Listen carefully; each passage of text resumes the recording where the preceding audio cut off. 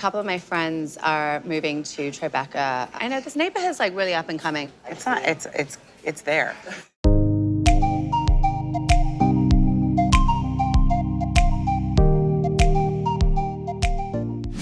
And we are back.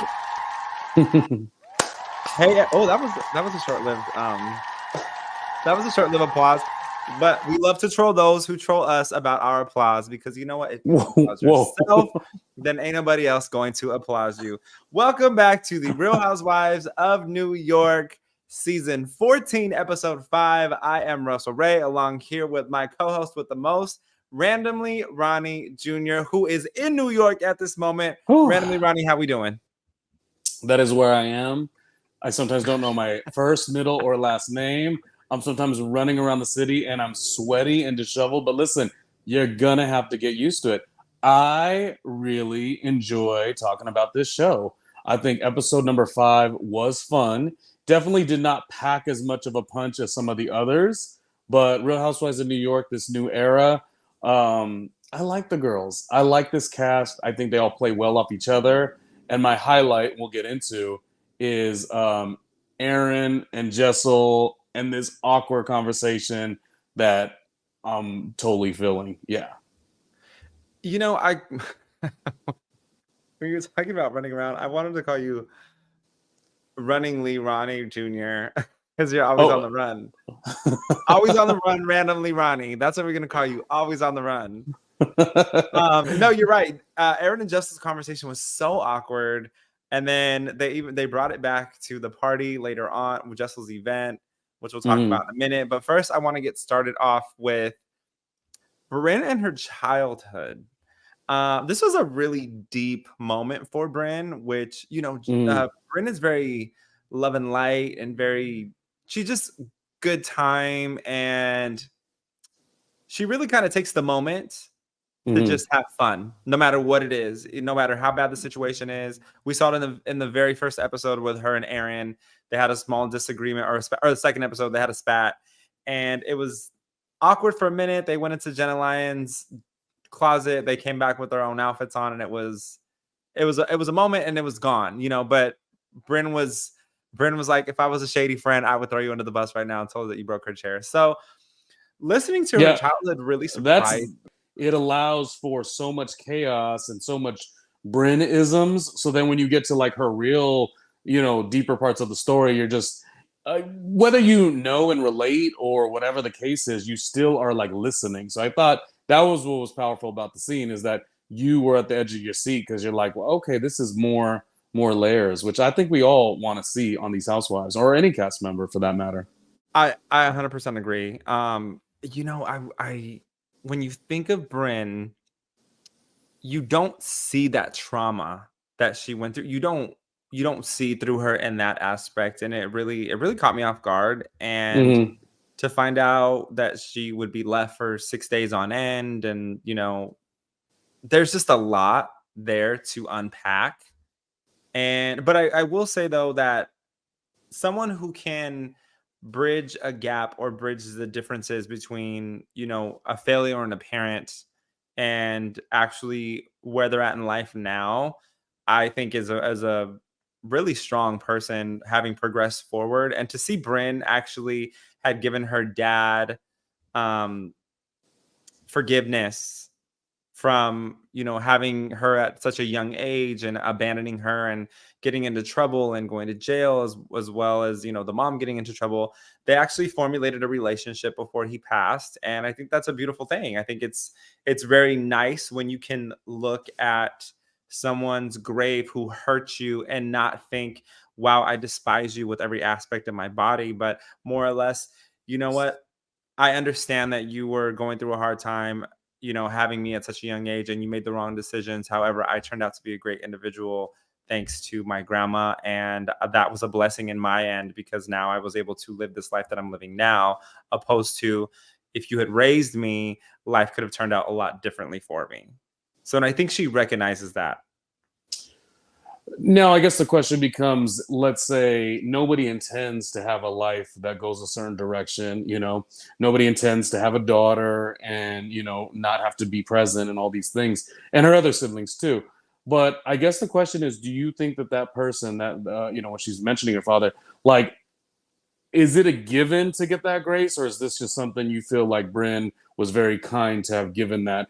And do you also feel like it was therapeutic for her? Because I got to tell you, I know that they state you really shouldn't keep everything in, but I don't know that necessarily everything is just. What did she say? I choose happiness, and it is beautiful. But I just want to know what you think about that, because I don't know that every case is available to that. I don't know. What are your thoughts on that? What do you mean? Like for the individual themselves, or are you talking about are you talking about if someone is in Brynn's shoes? Yeah, I mean, I'm just saying, like, it's a noble, fun thing, and I'm really proud and happy for her that she has Mhm. that. But like, was the father like, is that something he would have expected? And if you make those errors also, would you expect that grace to be given to you? I don't know. It almost seems I like easier don't said than done, is all I'm saying. I don't think so. I think when it comes to situations like this, the individual who's been hurt has to understand that forgiveness isn't for the other person. Forgiveness is for yourself to let go and to move on and move forward. And I think Brynn forgave her parents for doing what they did and treating her the way that they did and her siblings the way that they did in order to heal herself. There is still parts of her who are hurt that are hurt, and those aren't going to go away because what she went through was a traumatizing aspect in her life. However, her giving her giving that grace and giving that forgiveness towards her parents was for herself, and it wasn't 100% for her father. Now, what was going on in his mind after this relationship began to rebuild itself, I don't know.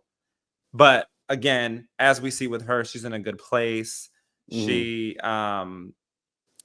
she's she's been almost tied down multiple times because Three times, yeah. she's the keeper, right? So everyone wants the person that they can't have, and she is Hmm. definitely a 10 on every aspect: personality, smarts, looks. Like she has A, everything going for her. a complete 10 you're giving Brynn. I'm giving Wow. her a 10, an Whoa. entire 10. You want to know why? Because I know people who have been through traumatizing events as children and who Hmm. have become adults and really do have that grace within them. And I see that with her. I Hmm. see that not much is going to phase her. I could see her having a big blow up on this show, but I don't see it actually affecting her to the core like it might affect some of these other ladies or women that are, in the housewife universe. I think she is far beyond that.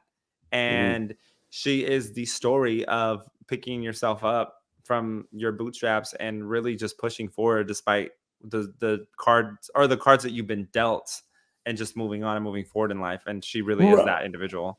No, and I love all of those parts of it. And I think getting away from the Bryn part of it, because obviously Mhm. we were privileged to see her story and learn and know more about her. And I do like that. What I'm basically getting at is that the correct answer? Because I don't know that it is. And obviously I've not dealt with some of the things she's dealt with, but anything that Mhm. we've all dealt with that is traumatic, I'm asking so sincerely. It's not to be like she's wrong, but I'm actually asking, is it okay and better to say, I'm gonna give you grace, I'm gonna like release this, I'm gonna forgive you so I could have healing. What I'm saying is I don't necessarily think you need to be healed by giving that to them. I Oh, don't I understand what you're saying now.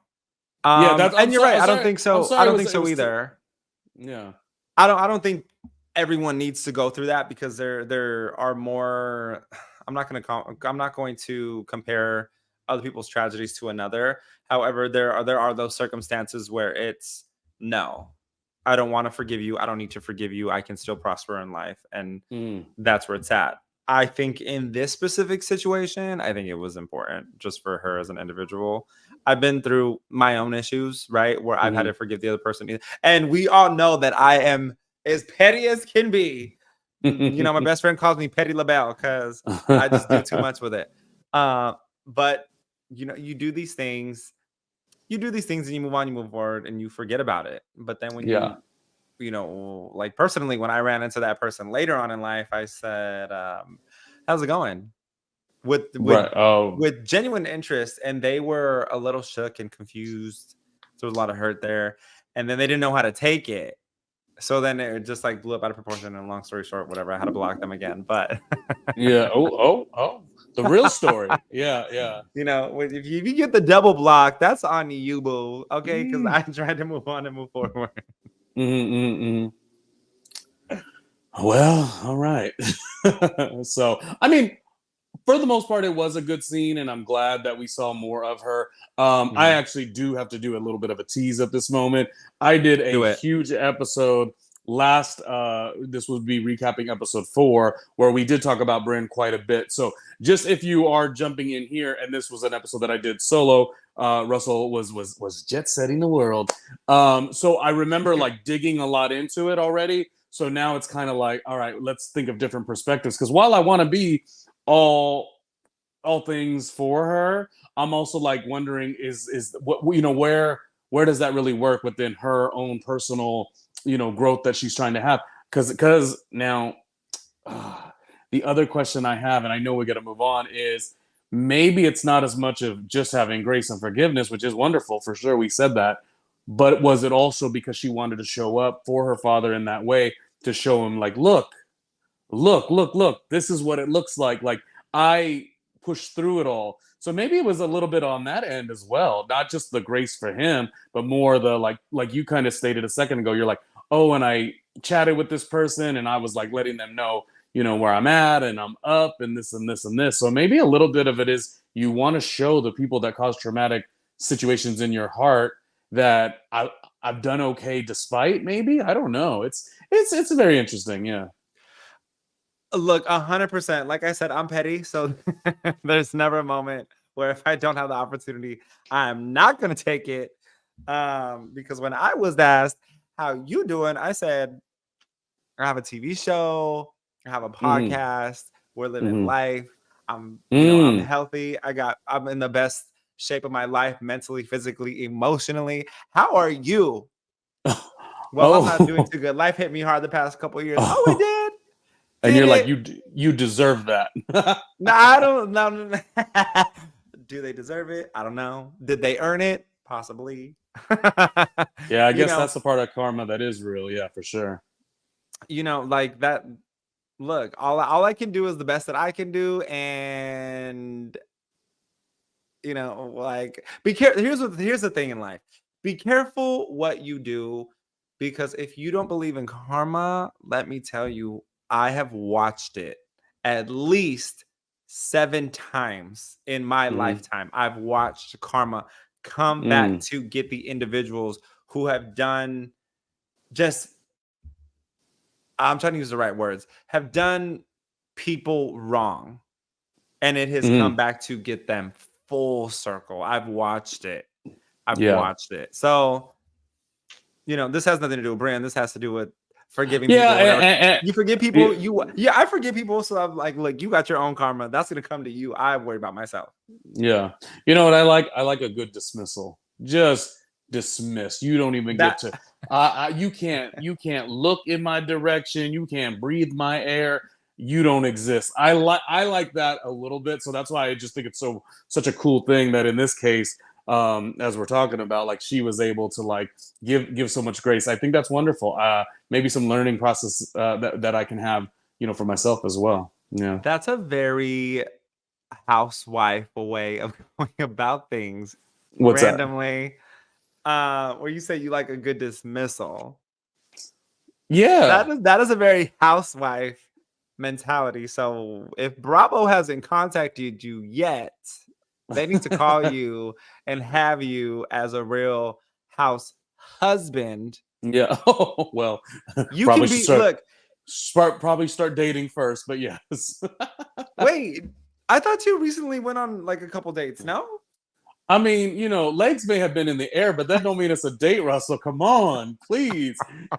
As the great Danielle Staub said, keep up. No, I'm kidding. I am, of course, joking. Let me tell you one thing. Why I was like, oh man, last episode I had done it on my own. Like, so I had already talked about Brynn because it was a to be continued. But we didn't get to do the episode together. And Russell and I always do the episodes together. We've done Miami, we've done New Jersey, and now New York because it's a really good cast. This new era. But we didn't get to do last week's episode, so I did it solo, whatever. But that whole week was a New York City week, and there was a lot of what there was, Russ. There was a lot of cackling, so I got to see Russell maybe 1 or 2 times while you were in New York. So I'm just being silly right now. So but that's the thing, we're always trouble in New York. So I understand how these people can get in trouble in New York. I can also understand the cackling hags aspect about it because I mean, when we went to the Dickens in New York City, the where the Dickens. Oh yes. You know what's so funny? I found out that bar is literally because I was like surprised it was on 8th Avenue.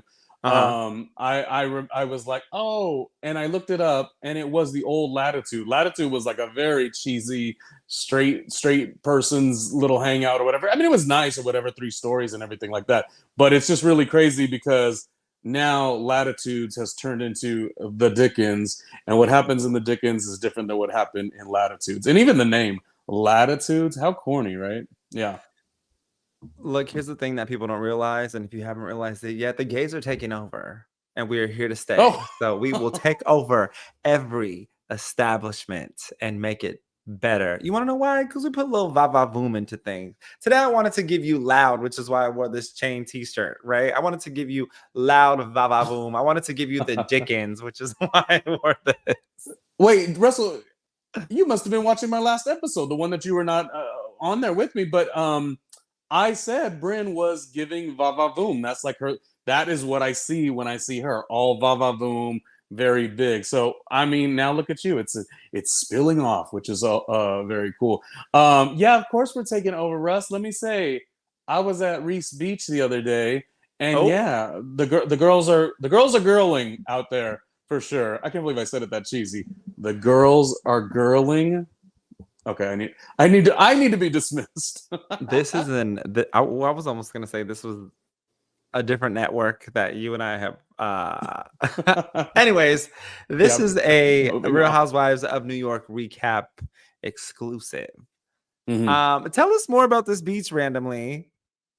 No, I mean it was just a beach, and it was like a lot of it was topless as well, and it was a lot of speedos, and it was a lot of big old things. If you like big old things, you might see a big old thing. Yeah, a lot of drinks. I didn't realize we had topless beaches in New York.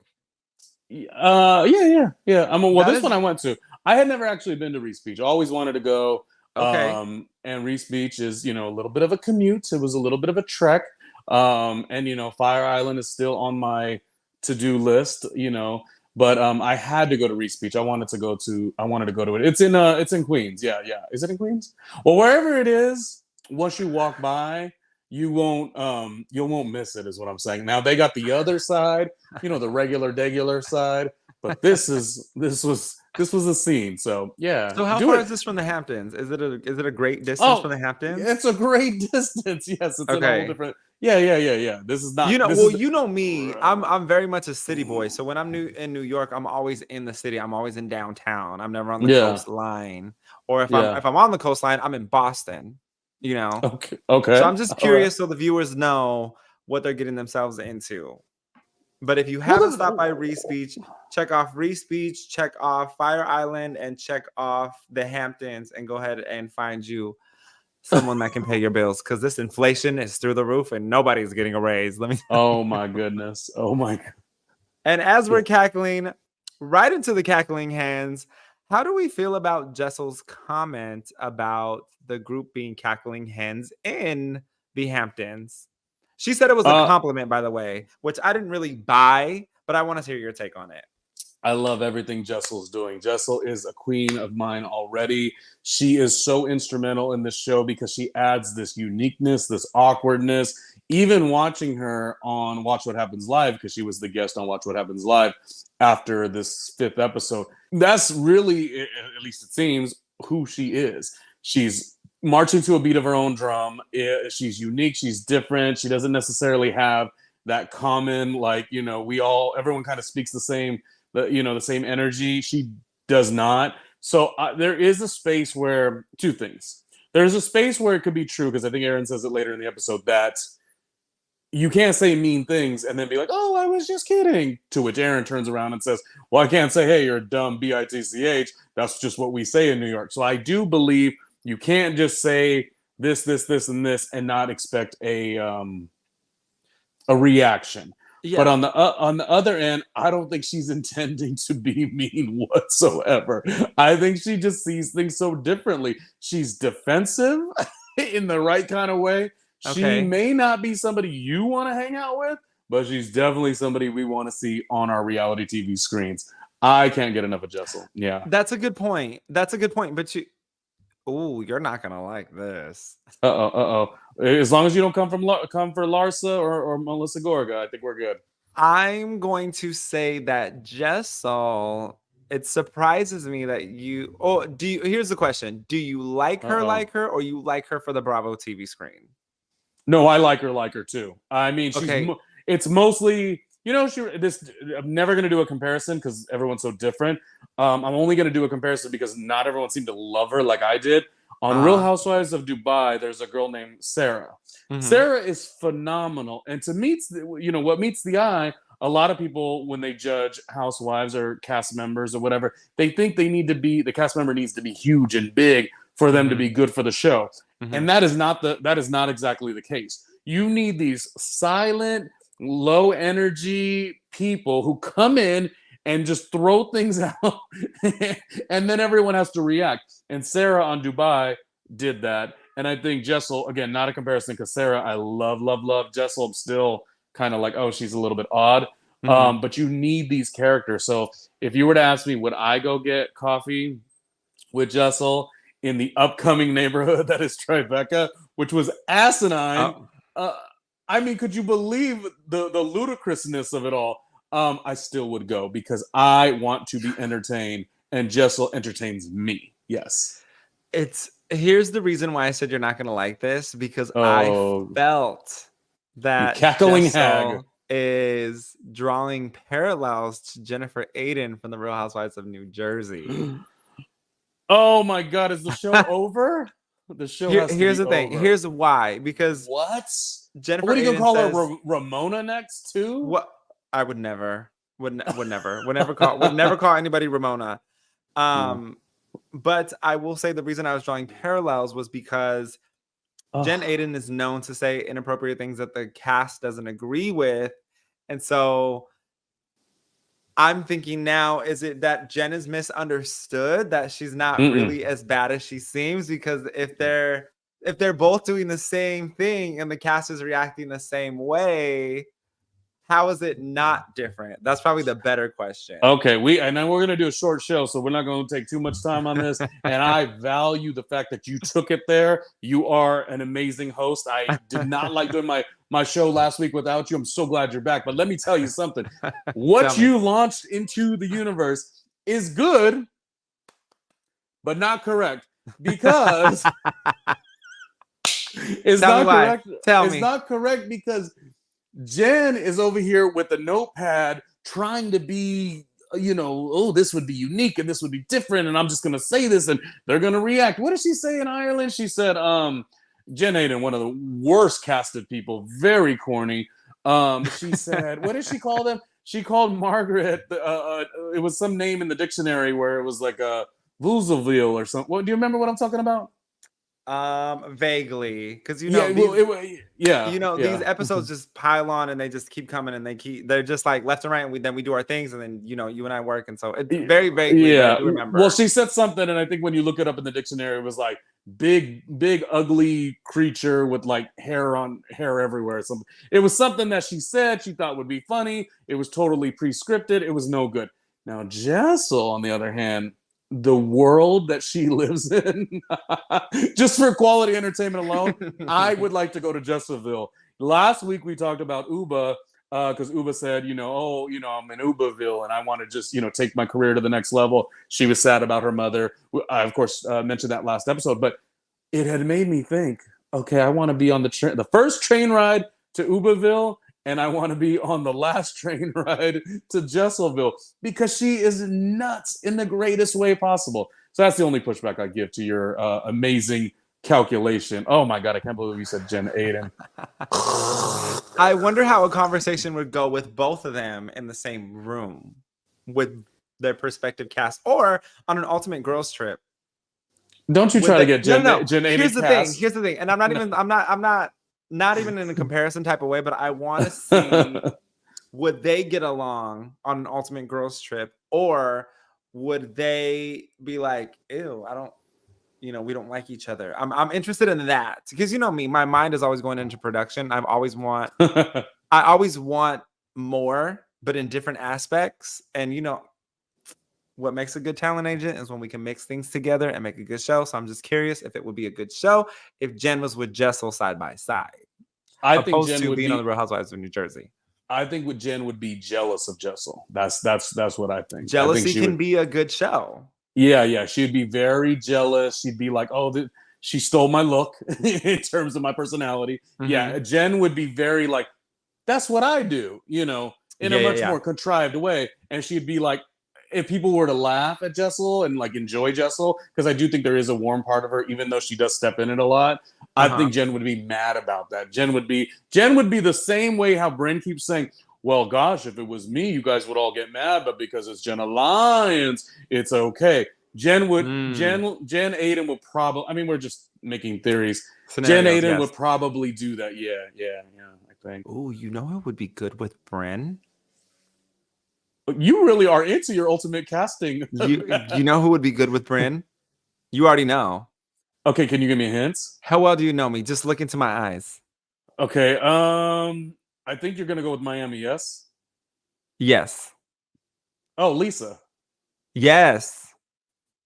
And touching on Real Housewives of New Jersey. Not Melissa. Yes. Oh, okay. When I say ultimate girls trip, I mean the ultimate girls trip in a good way. I don't want drama. I want party animal, Jersey Shore. Sure. Where's the beach? Snooki getting arrested. This is what I'm talking about. That would be a good show.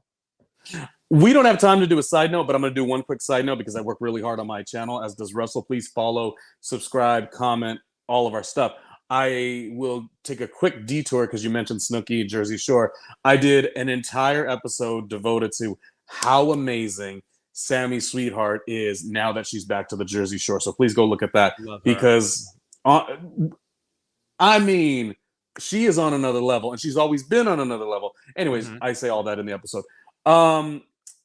What I like about what you said is, yes, I don't think it always needs to be so, in the space of chaos and anger and all these things. Like I've often been told, Ronnie, all the cast members you like are like the real, I don't know, just the whatevers. They just, like polarizing, I guess. But what I always say is, I like the pretty girls. I like the Kenya Moore. I like the Melissa Gorga. I don't know what to tell you. I like the girls that, they go out, they do the show, they have a good time. My only pushback, and I say this as a friend, you're going to fix your mouth right now and say that Brynn is on the level of Melissa Gorga. Brynn is on the level of Lisa Hashing. I'm not, if that's what you think, I'm totally down for your opinion. But, bro, that's a big comment, don't you think? I don't think so, and I'll tell you why. Because that would be like saying that I'm not on your level because you have 25 years in radio. Oh, he just aged me. But no. Okay. But think maybe not 25. Yeah. But you and I have a good show here, right? Yes. So just because we have different experiences, you have experience being on air in multiple aspects, both on radio, television, working with the great Jenny Rivera. So like you have all of that experience. I have like, No. I have a little bit of experience over here on this end, but we make a good show, right? So yes. Melissa Gorga is the veteran of Housewives, and Brynn is the newbie, like the sophomore freshman, right? And that's me. I'm like the sophomore freshman. You're like the senior varsity, and Melissa's like the senior varsity, but they can have a good show just like you and I can have a good show. Well, it doesn't necessarily mean they're on different levels. Okay. You know what? You see where I'm coming from? You served me. I will basically shut up the rest of the episode. Real quick as a note, youtube.com/Ronnie media page. If you want to see a clip of the episode Russell was talking about, Jenny Rivera's daughter, actually, the production was with her daughter and a radio friend of mine named Roxy, and I was featured on that reality show. Their first, I think it was only one season, and then they reshifted everything. But that's to what you were saying. Just I figure if you mention it, Russ, we got to tell people where to find it. Okay, we got to pitch on. it. We got to pitch it. And if you're looking for me, go ahead and head over to @RussellXRaymond all over the internet. You can head to my website, russellraysilva.com, and like, subscribe, follow. Hit up Randomly Ronnie Jr. at Randomly Ronnie Jr. He has Difficult Podcasters. He has Randomly Ronnie media page. He has it all. He has it all. He has the YouTube Shorts. You can find me on the TikTok Anonymous. Find me. We're having conversations, and going into conversations, let's talk about Erin and Jessel's awkward conversation. Ronnie, I'm gonna let you lead this because that was you were like, this is your thing. That was your title. Just in case nobody saw, go ahead and look on the screen right here. What does it say? What did I write? Erin and Jessel's awkward combo. I hope I spelled it correctly. Yes, and I liked it last week too. Last episode 4 of season 14, it was the Jessel coming up there saying, "Oh, that was your grandmother. Oh gosh, that was really unfortunate." And then Erin, I got to admit, though I love Erin, I'm always going to be team Erin. Because Erin, I did the Watch What Happens Live as the virtual caller with Erin. I never lived that down.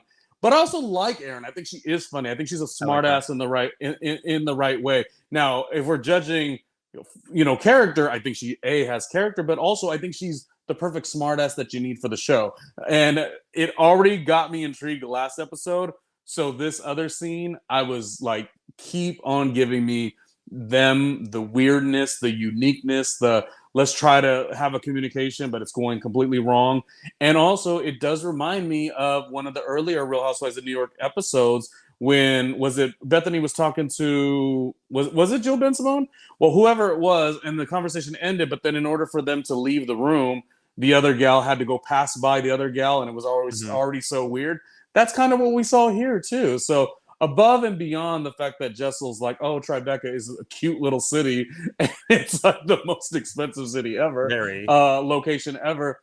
It's just, it's going to what I said earlier. It's subscribing to Jesselville. I am on the first train, ticket, first class to go to Jesselville because she is, of course, unique. And Erin is just serving it up. Erin's like, what? You mean to tell me I'm not for women? Like, even if that's not what was said, I am okay with the defensive cast member. I feel like taken after my own heart because I get defensive very easily. So this show is good, but it's becoming a little too therapeutic for me, Russell. So I loved it. Yeah.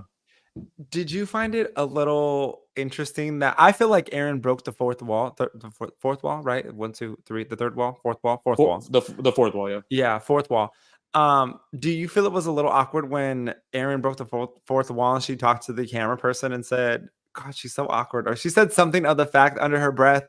I was actually kind of living for that moment because they don't normally do that, but I also appreciate talking to us as the audience, like, oh my gosh, she's so awkward. Have a good night. That I love stuff like that.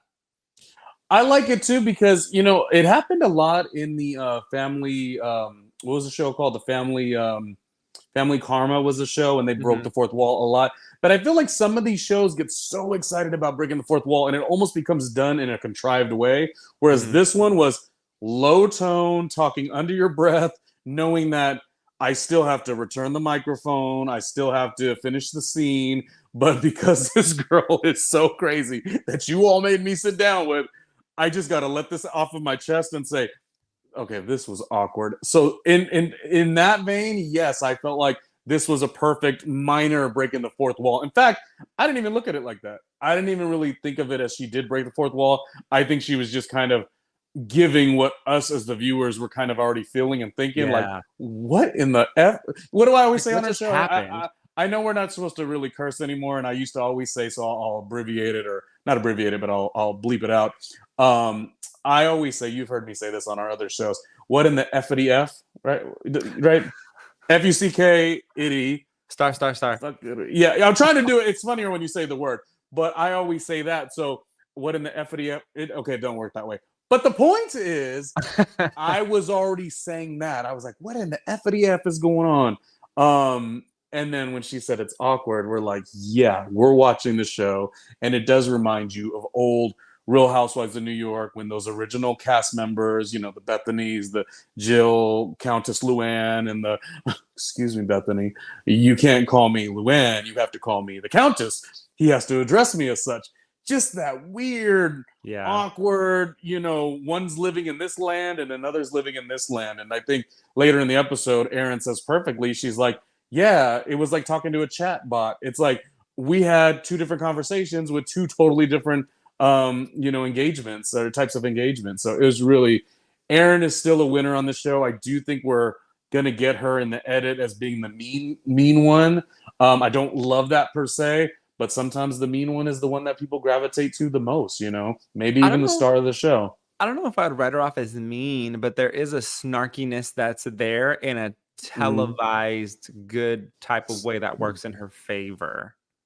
Yeah. Like there is a bit of snarkiness, which I love a good snarky cast member. I love a good snarky cast member because we know that we can all put on different hats and we sometimes love to be snarky. So there's that. And I also love her. I love the fact that she wasn't going to show up to Jessel's event and she decided to show up to the event so she can support women because Jessel had said, you know, she felt like she didn't support women. And that was kind of an attack on Erin. And Erin's like, I'm not going to lay down. I'm definitely going to show up. Now, what I did find interesting is that almost most, or at least more than half of the cast did not want to or plan on attending this event. Oh, sorry. Lord. What happened? Woo! Sorry. Okay, I blinked for 4 seconds. What happened? Well, okay, he doesn't want to talk about it. I don't think you did anything wrong after rewatching it. No. Well, you know, I just got over being sick. Just so the people know, I just got over being sick. So like, I have this like post nasal going on, and now like this is kind of swollen a little bit. It was up here a couple of days ago. Now it's working its way down. So I'm doing like apple cider. So I kind of gotta like,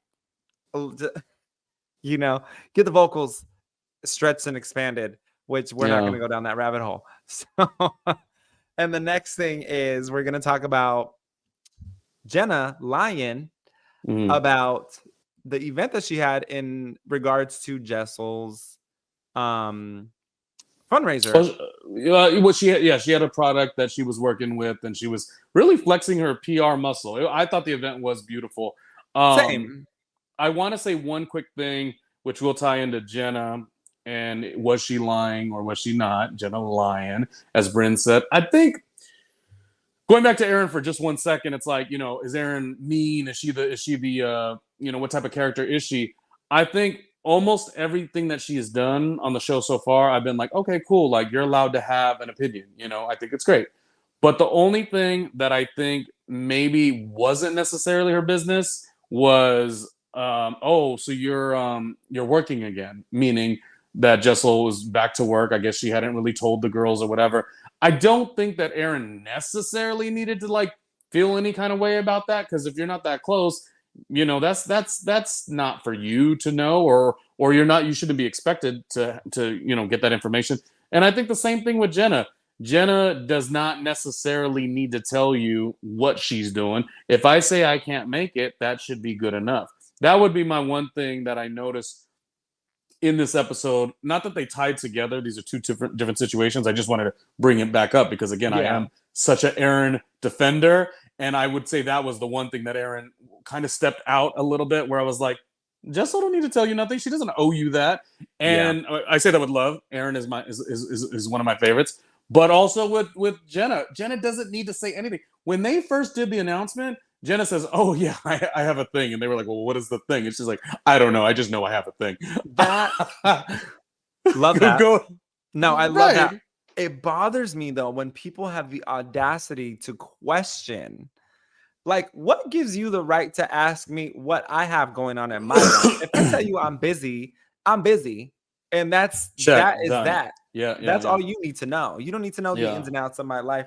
Plus, you know, there's those people that in Jenna's case, her son's coming over. They're going to do this whole thing, right? You know, there's certain people in the world that'll be like, well, why don't you just bring your son and stop in for a minute and then you can go ahead and have your night with your son, because they just don't know how to take no for an answer. So I don't blame Jenna for doing what she did. There's a couple things there. For one, Jenna's contract, even, well, I don't know if it was different, but even being sought after for the show in a way that she was the only name that everyone already sort of knew. Sai was an influencer, but Jenna was like, you know, she held weight in the industry. So, you know, I think maybe she kind of felt that she can flex her power, which I don't mind. Because to be honest, Jenna's, in the great words of Jill Ben Simone, this is the second Jill mentioned today. I'm up here, you're down here. And it's not in a mean way, but like, you know, Jenna definitely coming into the project was in a different space. So she has, at least now, these early stages, she has the right to say, this is what I want to do. She's not thirsty. And I think there's a power in that. But going to what you're saying, Russ, yes, I have always thought that too. It's like, what are you doing? And if you say the word, oh, I'm really doing anything, or I'm relaxing, maybe you say I'm giving myself self-care. Suddenly we have developed this thing where we have decided, oh, what are you doing? Nothing. Oh, can you come to da-da-da-da? Or, oh, I need you for... Bitch, I just said I'm doing nothing. Now, that doesn't mean I'm always doing nothing. That doesn't mean I'm always lazy. That might mean I've worked 75 hours this week, and this next set of, you know, Sunday evening, I'm doing nothing. You don't need to hear where, why, or anything. It's I don't justify or owe you anything, you know. I think the only trick with that would be is like, let's say I said, hey, Russell, you know, Sunday, we're going to go to this thing. You know, I want you to come hang. And you're very like, you can't. I have to take it for the face value. But maybe one or two little nudges to be like, oh, man, come on, can you? Are you sure? Maybe you could get out of that. Come on, come through. We're all going to hang. Like, it's going to be fun. That would maybe be the only way that it kind of works, is if you really show that you want the person to be at your thing. But no, when they say no, you got to let it be no. You just do. Yeah. And like, here's the thing, people. Stop asking people what they're doing. Why don't we pitch it like this? Hey, I'm having people over on Saturday. If you're available, I would love for you to stop by. If not, no worries. What are you doing on Saturday? Because I feel cornered. When people ask me, what am I doing? My first question is always, why? Yeah. Why? Yes. What's up? Yeah. What's going on? Well, I want you to attend my grandmother's recital with me. Absolutely not. I'm busy. I got things I got to do. We got to paint the whole house. It's the craziest thing. We got to paint every room in the house on that Saturday. So I can't make it. And Lord forbid you have a truck and they're like, oh, can you help me move? No, I can't help you move. No. Well, you're not doing anything. No, I'm doing nothing today. That in nothing means you will not be helped. You won't get my truck to help you move. You could call such and such and such and such.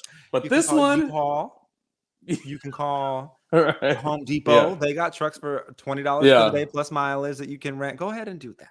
Yeah. Hey, I know you're going to get into the next part. I just wanted to say one thing that I also really love. I mentioned this briefly, maybe on 2 other episodes or whatever, but the point is, I like how these cast members are letting a couple words happen in a conversation, and they're jumping in so quickly and saying, so you're calling me a princess now? It's like, whoa, she was just trying to communicate with you, and you went there. Yeah. I love that level of defensiveness. Only one who is also defensive at times could relate. And then the same one that developed a little bit, you know, and you mentioned how it made Erin want to go to the party, even though her child was sick, because she wanted to show up for women, because she was sort of cornered. And she jumped in and said, so you're saying I don't support women? Which, I mean, it's tough or whatever. But as a viewer, I'm like, oh my gosh. I have been guilty of being that person. You know, Russell could give me good, like, constructive criticism. I'm like, oh, so you're saying blankety, blankety, blank? And the other person's like, Ronnie, no, I'm just trying to help. And I'm like, oh, so you need to help me now. Did it sound like I needed help? I think maybe that's just a Hispanic thing that we were raised with. We tend to question why. Why? Yeah. What do you mean? Why do you mean that? What do you mean I need help? I don't need help. I can do it on my own. Yeah. Do you want? Oh, I was gonna make some dinner. Do you want to come over for dinner? Oh, you saying that I can't make my own? Oh, you saying I don't know how to cook and I don't know how to season my food? Yeah, you're not the only one who can make tamales. Okay, look. And look, Oh my gosh. stop selling your mother's tamales for $20 Uh-oh. a dozen. Stop it Mm-mm. right now. Stop it right now, because people be selling their mother's tamales all year long. Oh Or when gosh. season hits, selling their parents' tamales. Mind you, like putting in absolutely no work and just volunteering. But we'll get into that another day. But this is Thanksgiving, so it kind of tied in together with the episode because Thanksgiving is the time usually where everyone's, my mom's selling tamales for $20. Inflation, Yeah. $25 a dozen. It's like, is it really worth $25 a dozen? I don't know if that's worth that. There's a fingernail in here. I don't know if it's worth 25. It's No, acrylic. the thing is about this show, and we'll get to this Jessel's actual event, which I did think was great. It's and I'm not saying it didn't do this before, and I definitely know New York, Real Housewives of New York has had even bigger seasons, better seasons, because this is new. It's a fresh new start. But what it is doing is it's allowing, and maybe it's our age group, Russ, I'm not sure. I'm over 40. But it is allowing us to kind of watch it and relate in so many ways, even though I live no lifestyle that's, exactly similar to these ladies. But I think the show's doing a really good job in a very, say it again? I think it is too. Yeah, in a very blanket way where everyone could kind of latch into, different things. So I think for that, they've got something good. I will say out of the 5 episodes, this one was maybe the slowest one for me, but we still got amazing Jessel. We still got, we still got some good lines in there. We still got the princess thing, and we still got, now we have a new title for Jenna because it's Jenna Lyons. Are you the? I think you are me any day, and I will 100% accept it. Matter of fact, when I come into the house and people are like, "Let's go out," I'm like, "Yeah, for sure." Really, I'm thinking like, "Oh, I hope to God they cancel in 10 minutes." Because you ready? I don't want to get in the shower. I'm already in my little jammy jams, and I have Hocus Pocus on. I'm ready to go to bed, and then they'll be like, "I'm 10 minutes away," and I'm like, "Yeah, get ready." It always happens like that. So you could Jenna Lyons me any day, and I'll be 100% satisfied with it. Okay. Yeah. Less money I gotta spend. Then I don't have to go buy food after because I'm drunk to sober up. And then I gotta go to sleep late, and then I don't have to miss the gym the next morning. So there's a lot of pluses into staying home. Rain check. Yes. That part. Yeah. With that being said, y'all, thank you for joining us today. It is a very short episode. Ronnie, will you be back in California next week? I am, I think you said it once. I am booked and busy. So you just never know if I'll still be in these New York streets or the Southern California streets. No, I'm kidding. I'm not that booked and busy. But I'll be in Cali because you know why? There are a lot of birthdays coming up. The Leo birthdays. My brother's a Leo, and the Virgos are coming. So my birthday's coming up. So yeah, I gotta live up a little Cali vibes for sure. Yeah, but I love being in New York. New York is really like the spot. It's been a great 4 months. Been doing a lot of radio, and my feet are always in both coasts, kind of.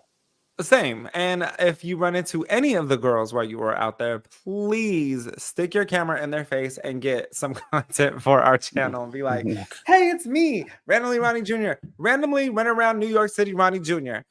Can I get some content from you?" Because Erin already knows who you are, so you might as well just hit her up if you see her on the street and be like, "Yo, it's me, Ronnie. Remember me?" Yeah. And chances are she's in the Hamptons and I'm on the L train, so I don't think we're necessarily gonna run into each other. The budgets are a little bit different for now, but you just wait. Yeah, you just wait. And the other thing I thought, just as we wrap, I really loved. I think I said it before, Jessel's event, and I even love the fact that Brynn was so tied into the significance of all these really high cachet people within the fashion industry. Even mentioning Grace wasn't there, Grace Cuttington, but like mentioning these big names, I'm like, oh wow, Brynn. Just sometimes I don't expect her to. Well, I don't expect her to be a good chess player. I don't expect her to be so enthralled with like the fashion world. But I thought it was actually very cute, and it did kind of validate the event itself that Jessel put together. And I also like the handbag. I thought it was a nice handbag. Yeah. I didn't mind it. So good on Jessel for being a PR fashion girl and really winning. Yeah. See, you want to laugh at Jessel, but you got to watch out for that one. Maybe she'll grow on me during the next couple episodes. We'll see. We'll see. We'll get the I'm intertwinings and the inner workings, and we'll see how her and I bounce off each other. I'm gonna tell you why you're not really feeling her, Tell because me. she's not really bouncing off her husband at the moment, and I think that's throwing you off. I think you're like, what? you can't just be, parent. Yes, that's number one. Good career. Yes, great apartment. Boom. But you at one point gotta have some time to bounce off your husband. That's what that is. I don't know what to say about that. For once, I'm at a loss for words. Okay, we can wrap up the show. And with that being said, if you're not bouncing off your husband, go ahead and do that now that we're ending the show. And if you don't have a husband, do what you gotta do. Okay, just handle your business. We'll see you next time. And we are out today, and we will see you next week.